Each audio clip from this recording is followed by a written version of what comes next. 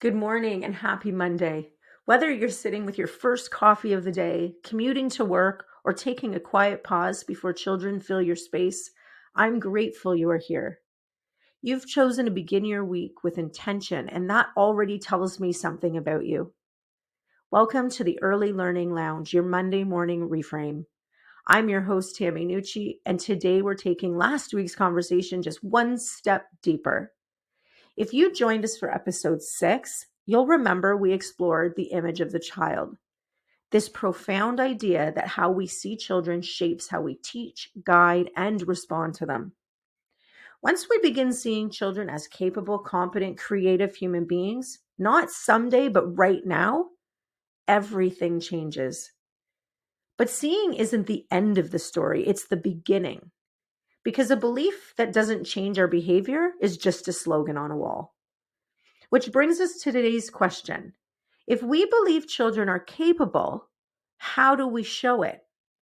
That's the heart of episode 7, trust in practice. Trust doesn't start the moment we say, I trust you. It starts the moment we act like we do. Trust isn't a poster, a speech, or philosophy statement. Trust lives in the pause between what a child is doing and what we are attempting to do for them. It happens when a child is trying to zip up their coat and we wait instead of stepping in. It happens when children negotiate a disagreement and we listen instead of solving the conflict for them. It happens when a child decides to try something that feels a little risky and we breathe, observe, and let them explore. Those are the moments where trust is born, quietly and powerfully. Let's clear something up. Trust is not stepping away. Trust is stepping back just enough to let a child step forward. There's a big difference. Stepping away disconnects us. Stepping back invites children into themselves. Trust says, I believe you can try before I help. Not because we want children to struggle, but because capability grows inside the trying.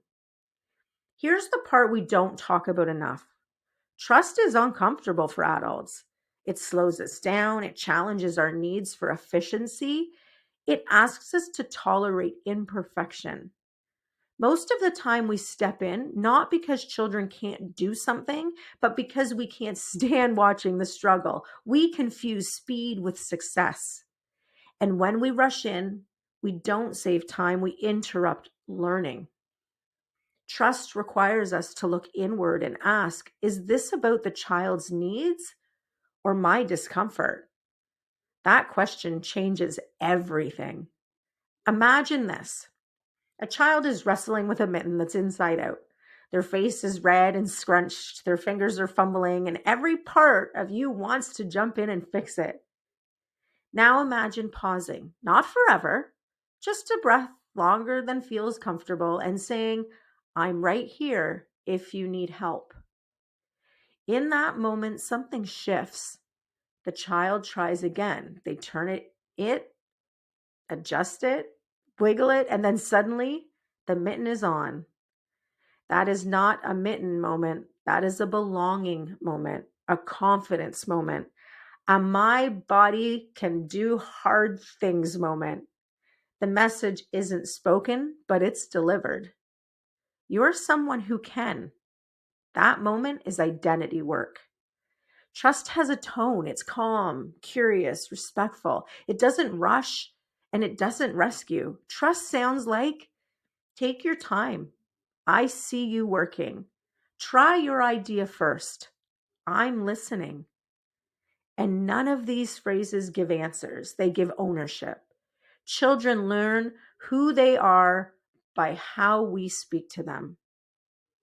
Trust is not a feeling we hold. It's a choice we make. Every time we pause instead of correcting, wait instead of directing, and breathe instead of rushing, we're offering children the greatest gift, the chance to discover themselves.